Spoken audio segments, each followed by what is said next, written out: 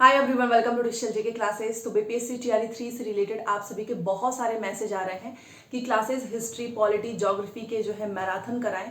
साथ में कुछ चीज़ें भी मुझे आपको बतानी है क्योंकि हर एक कमेंट्स का रिप्लाई दे पाना पॉसिबल नहीं है। जैसा कि आप सभी के मैसेज आते हैं कि कहाँ से प्रश्न करें जहाँ से ज़्यादा क्वेश्चन एग्जाम में मिले, प्रैक्टिस कैसे करें, स्ट्रैटेजी आपकी क्या होनी चाहिए आने वाले 10 दिन का। क्योंकि आपको पता है कि अगर आज से आप देखें तो आपके पास मुश्किल से 10 दिन का समय है, 15 और 16 को आपका पेपर हो जाएगा। तो वीडियो काफ़ी छोटी है तो प्लीज़ पूरा वीडियो देखना। साथ में मैं पहले तो बता देती हूँ क्योंकि बहुत सारे लोगों को पता नहीं चल पाता है, नोटिफिकेशन नहीं जाता है। तो आप जब चैनल को सब्सक्राइब करेंगे तो जो नोटिफिकेशन बेल होगा ना उसको जरूर प्रेस कर दें, क्योंकि कई बार जो है यूट्यूब नोटिफिकेशन नहीं देता है।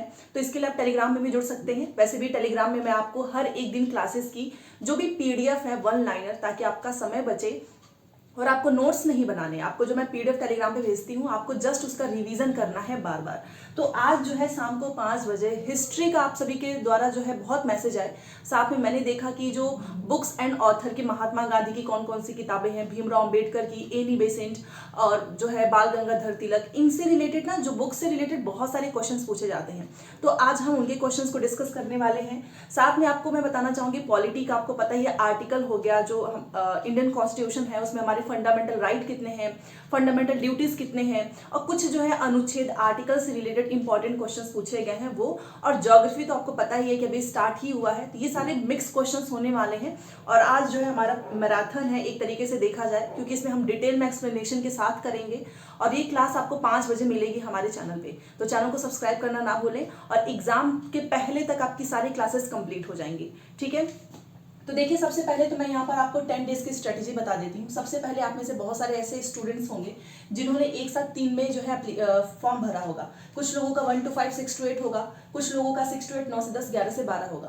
फिलहाल के लिए 11 से 12 का आपको डेट नहीं पता है, तो इन तीनों का है आपकी तैयारी। तो इसमें मान लो अगर आप 1 से 5 में आपको लैंग्वेज पढ़ना होगा, जीएस। देखिए, लैंग्वेज से रिलेटेड क्वेश्चन आते हैं, तो बीपीएससी चेयरमैन सर ने एक चीज बोला था कि इस बार आपको भाषा का प्रश्न उतना टफ देखने को नहीं मिलेगा। तो मैं ये बोलूंगी कि भाषा वाली जो वीडियोस है ना वो मत देखो। इसके लिए आप जो है लैंग्वेज, जो हिंदी की बुक्स आती हैं वहां से आप कुछ जो ग्रामर वगैरह स्ट्रॉन्ग कर लेना, क्योंकि आपको अलंकार वगैरह इससे रिलेटेड क्वेश्चंस पूछे जाते हैं। तो अगर आप वीडियो देखेंगे ना तो काफी समय जाएगा। प्लस जो टीआरई 1 और टीआरई 2 में कुछ क्वेश्चन हुए हैं, आप उसको प्रैक्टिस करें। उसको प्रैक्टिस जैसे ही आप करेंगे आपको पता चल जाएगा कि किस किस टॉपिक से क्वेश्चन पूछ रहा है। देन आप वहां से अपने पर्यायवाची हो गए, कुछ अलंकार हो गए, समास हो गए, यहाँ से क्वेश्चन पूछता है। तो लैंग्वेज की वीडियो की बजाय आप किताबों से हेल्प लें। प्रैक्टिस जैसे ही आप करेंगे आपको खुद पता चल जाएगा कि किस तरीके का प्रश्न आता है। तो चलो, ये लैंग्वेज हो गया सब में। अब आपको पता है कि 1 to 5 में जीएस आता ही है, प्लस 6 to 8, 9 से 10, 11 से 12, इसमें आपको जीएस तो आएगा ही आएगा, साथ में सब्जेक्ट। अब जीएस को बहुत सारे लोग इग्नोर कर दे रहे हैं, जैसे कि 6 से 8 में किसी का विषय है तो वो मैथ साइंस ही पढ़ते जा रहे हैं। अगर किसी का सामाजिक विज्ञान है 9 से 10, 11 से 12, आप लोग जीएस को इग्नोर मत करना, क्योंकि इसमें भी वेटेज है। तो ये कहाँ से आपका कवर होगा, तो ये आप डेली 5 बजे की जो क्लास देखते हैं वहां से आपका पूरा जीएस कवर हो जाएगा, चाहे वो 1 से 5 हो, 6 से 8 हो, 9 से 10, 11 से 12, क्योंकि सब में जीएस कॉमन होता है। तो ये चीजें आपको करनी है, क्योंकि जीएस को इग्नोर नहीं करना है। और ये आने वाला 10 दिन आपके लिए बहुत इंपॉर्टेंट है। मान लो आप अपना सब्जेक्ट, आपका जो भी विषय है, जिससे भी आपने ग्रेजुएशन किया हो, पोस्ट ग्रेजुएशन किया हो, उससे रिलेटेड क्वेश्चंस आएगा, वो आपका स्ट्रॉन्ग है। अब जीएस की तैयारी कैसे करें, तो सबसे पहले तो मैं यहाँ पर आपको बोलूंगी कि जीएस में जो सबसे इंपॉर्टेंट कुछ हमारे सब्जेक्ट हैं वो हमारा history, geography, science, math, reasoning and current affair. अब हिस्ट्री में भी कुछ लोग बहुत सारी हिस्ट्री पढ़ने लग रहे हैं, तो इसमें आपको बहुत सारी चीजें नहीं पढ़नी है। तो इंपॉर्टेंट चीजें तो मैंने ऑलरेडी बताया हुआ है, दोबारा से बता देती हूँ। जैसे कि आपको पता है मॉडर्न हिस्ट्री हो गया आपका, भारतीय राष्ट्रीय आंदोलन, वहां से क्वेश्चंस कंफर्म में पूछेगा कि कांग्रेस के अधिवेशन से आपका पूना पैक्ट हो गया, इससे रिलेटेड क्वेश्चंस 100% कंफर्म है कि आएगा ही आएगा। तो आप इसको इग्नोर नहीं कर सकते हैं, ठीक है। इसी तरीके से हमारा जो है एंशिएंट हो गया, मेडाइवल हो गया, इनसे भी प्रश्न पूछेंगे। बट मैंने पहले ही बताया कि ज्योग्राफी से 19 क्वेश्चन पूछेगा, तो आप ज्योग्राफी को भी इग्नोर नहीं कर सकते हो। और इसके लिए बिहार की भी ज्योग्राफी थोड़ा बहुत आपको पता होना चाहिए, वहां से भी क्वेश्चन पूछेगा। साइंस में आपको पता है सबसे ज्यादा जो है बायोलॉजी से क्वेश्चन पूछा था, इसमें फिजिक्स, केमिस्ट्री, बायो है। तो एक तरीके से देखा जाए तो साइंस हमें पूरा पढ़ना होगा, क्योंकि हमें नहीं पता ना कि इस बार साइंस में किससे ज्यादा प्रश्न पूछेगा। सेम उसी तरीके से हिस्ट्री में भी इस बार हो सकता है कि ज्योग्राफी के बजाय हिस्ट्री से ज्यादा क्वेश्चन पूछ ले। 19 हिस्ट्री से ही आ जाए। तो यहाँ पर ये स्पेसिफिक नहीं बताया जा सकता है कि किससे ज़्यादा प्रश्न आएगा और किससे किस टॉपिक से आएंगे, क्योंकि इन्होंने टॉपिक्स तो दिए ही नहीं है। सेम मैथ और रीजनिंग तो आपको करना ही होगा, क्योंकि मैथ रीजनिंग एक ऐसा सब्जेक्ट है जिससे क्वेश्चन पूछेगा ही, और करंट अफेयर। अब क्या करना है देखिए, अब मान लो किसी की मैथ बिल्कुल भी अच्छी नहीं है या फिर किसी की रीजनिंग, तो आप इस 10 दिन में अपनी मैथ तो बहुत अच्छी कर नहीं लोगे। तो इन दोनों के लिए क्या करो, क्योंकि इससे रिलेटेड क्वेश्चन पूछता है, तो आप TRE 1 और TRE 2 के प्रश्न जो है 1 से 5, 6 से 8, 9 से 10, 11 से 12, इन सभी का जो GS वाला मैथ रीजनिंग है आप उसके प्रैक्टिस कर लें, वहां से क्वेश्चंस 100% आएगा। सिमिलरली एकदम डिक्टो तो नहीं, बट उस पैटर्न पे आपको क्वेश्चंस देखने को मिलेगा। तो कम से कम बिल्कुल भी नहीं आता है तो एटलीस्ट आप कुछ तो कर ही लेंगे। अब करंट अफेयर की मैंने पहले ही बोला है कि करंट अफेयर के लिए आपको वीडियोस देखने की जरूरत नहीं है।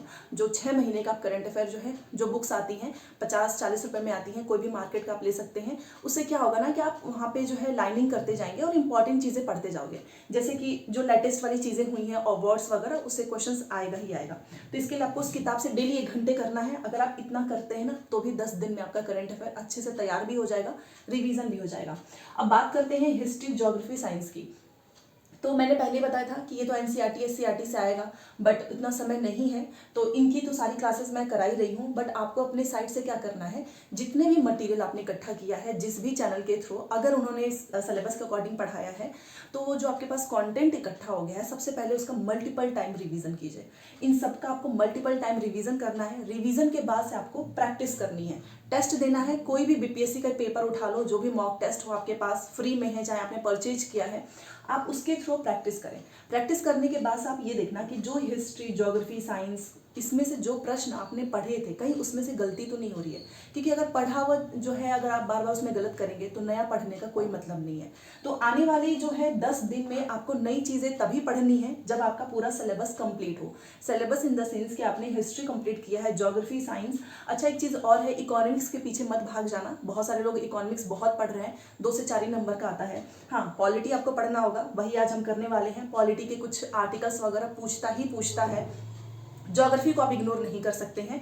तो इस बीच में आपको क्या करना है, मान लो कि जितने भी GS के हैं सब्जेक्ट के, आपका अच्छा खासा तैयार हो चुका है, फिर आपको लगे कि यार ये टॉपिक मेरा तैयार नहीं है, देन आपको वो टॉपिक करना है, बट पहले इसका रिवीजन करना है। ठीक है, तो इन सभी चीज़ों का पहले रिवीजन करो, रिवीजन के बाद से प्रैक्टिस। ये 2 चीज़ें करने का मतलब यही होता है कि एग्जाम में क्या होगा ना कि कई बार ऐसा होता है कि कोई प्रश्न आता है और हमें ऐसा लगता है कि यार ये पढ़ा तो था, बट ये ऑप्शन में से समझ में नहीं आ रहा है। वो इसी वजह से होता है, लैक ऑफ रिवीजन। और अगर आपने रिवीजन नहीं किया है तो आते हुए प्रश्न आपसे जरूर गलत हो जाएंगे, इसलिए आपको रिवीजन करना है। साथ में एक चीज़ और मैं यहाँ पर आपको बोलना चाहूँगी कि देखिए, GS तो पूरा समुद्र है, समय नहीं है आपके पास वैसे भी पढ़ने का। तो कई बार क्या होता है ना कि अगर आपने कुछ चीज़ें बहुत अच्छे से पढ़ी है ना, तो आप उससे एलिमिनेट कर सकते हो। फॉर एग्जाम्पल, मान लो कि अगर महात्मा गांधी से रिलेटेड कोई किताब के बारे में आ रहा है, आपने नहीं पढ़ा है, बट आप ऑप्शंस में से देखेंगे कि यार ये 2-3 चीज़ें तो भीमराव अम्बेडकर से रिलेटेड है, एक एनी बेसेंट से है, तो भले से आपने महात्मा गांधी से रिलेटेड ना पढ़ा हो, बट आप ऑप्शन से एलिमिनेट कर लेंगे। तो ये कुछ चीज़ें होती हैं जिसकी स्ट्रैटेजी मैं आपको बताऊंगी कि आपको प्रश्न को किस तरीके से सॉल्व करना है। तो अगर आपने अच्छे से पढ़ा है तो आप उस प्रश्न को भी सॉल्व कर लेंगे, अगर आपने ऑप्शन से एलिमिनेट करना सीखा है, या फिर कुछ चीज़ें आपको याद हैं, उसके हेल्प से भी आप अपना आंसर निकाल सकते हैं। तो जरूरी नहीं है कि एक एक प्रश्न के लिए आपको सब कुछ पढ़ना है। आपने जितना पढ़ा है पहले आप उसका रिवीजन कीजिए, टेस्ट दीजिए। इस 10 दिन में आपको यही करना है। मैथ रीजनिंग के लिए तो सबसे बेस्ट है, आप TRE 1 TRE 2 के प्रश्न करो, करंट अफेयर 6 महीने का उठा लो किताब के थ्रू, वहां से पढ़ते जाओ, क्योंकि नोट्स बनाने का समय नहीं है। और बाकी हिस्ट्री, ज्योग्राफी, साइंस ये तो मैं करा ही चुकी हूँ, क्योंकि कुछ चीज़ें बस बाकी हैं, जैसे कि हमारा ज्योग्राफी बाकी है, कुछ हिस्ट्री में थोड़ा बहुत बाकी है, एंड पॉलिटी में। उसके बाद बिहार से रिलेटेड जितने भी प्रश्न आते हैं वो कर लेंगे। तो आज शाम को तैयार रहें, 5 बजे मैराथन है। और अभी भी आवाज़, मेरा गला एकदम बैठा हुआ है फीवर की वजह से, बट सब कुछ तैयार हो चुका है, पूरा कंटेंट आपको 5 बजे क्लास मिल जाएगी। तो याद रखना, जो हिस्ट्री के आज बुक्स एंड ऑथर क्वेश्चंस हैं, या फिर पॉलिटी के जो आर्टिकल्स हैं, ज्योग्राफी, वहाँ से प्रश्न आपको जरूर देखने को मिलेगा। और ये GS आपका सब में काम आने वाला है, ऐसा नहीं है कि बस एक में, क्योंकि सभी में GS आता है। ठीक है, तो वो क्लास आप जरूर देखें। तो चलिए मिलते हैं नेक्स्ट क्लास में, और अपना सब्जेक्ट जरूर स्ट्रॉन्ग करना, क्योंकि सब्जेक्ट का वेटेज जिसमें ज़्यादा है तो सिलेक्शन होने के चांसेस भी ज़्यादा ही रहते हैं। बट यस, ये नहीं कि पूरा ध्यान सब्जेक्ट पे दे दिया है तो GS वाला फिर कौन करेगा। GS भी तो इंपॉर्टेंट है, तो दोनों चीज़ें आपको बैलेंस करनी होगी। तो चलिए मिलते हैं नेक्स्ट क्लास में। Thanks for watching.